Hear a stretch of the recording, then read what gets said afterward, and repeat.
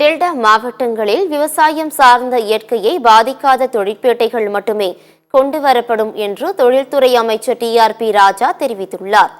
திருவாரூர் மாவட்டம் மன்னார்குடி ஹரித்ரா நதி தெப்பக்குளத்தில் படகுத்துறை அமைக்கும் பணிகள் 50 லட்சம் ரூபாய் மதிப்பீட்டில் நடைபெற்று வருகிறது. இதனை தமிழக தொழில்துறை அமைச்சர் TRP ராஜா ஆய்வு செய்தார். பின்னர் செய்தியாளர்களை சந்தித்த அவர் மன்னார்குடியில் கிடப்பில் போடப்பட்ட பாதாள சாக்கடை பணிகள் வேகமாக நடைபெற்று வருவதாக குறிப்பிட்டார்.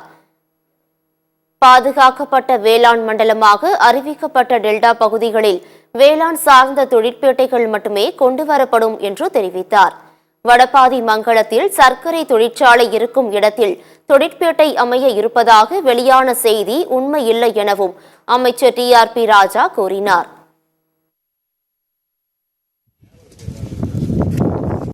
நம்ம டெல்டா பகுதிகளில் பாதுகாக்கப்பட்ட வேளாண் மண்டலத்தில் புதிய ஒரு தொழிற்சாலை வேளாண் விவசாயம் சார்ந்த தொழிற்பேட்டைகளை கொண்டு வர வேண்டும் என்று முயற்சித்துக் கொண்டிருக்கோம். என் பசங்க நான் ஏன் வெளியூர்ல போய் வேலை பண்ணோம், நம்ம பிள்ளைங்க நம்ம வீட்டிலேயே வேலை பண்றதற்காக எங்களது முயற்சிகள் இருந்து வருகிறது. அந்த வகையில் மன்னார்குடியில் திருவாரூர்லயும் ஏற்கனவே அறிவிச்சிருக்கோம். அந்த கொற்கை பகுதியில மற்ற பகுதியில எல்லாம் இடம் இருக்குன்னு நிறைய பேர் சொல்லிட்டு இருந்தாங்க. அதெல்லாம் அதோட நிலத்தை எடுத்து பண்றதற்கான நோக்கம் இல்லை.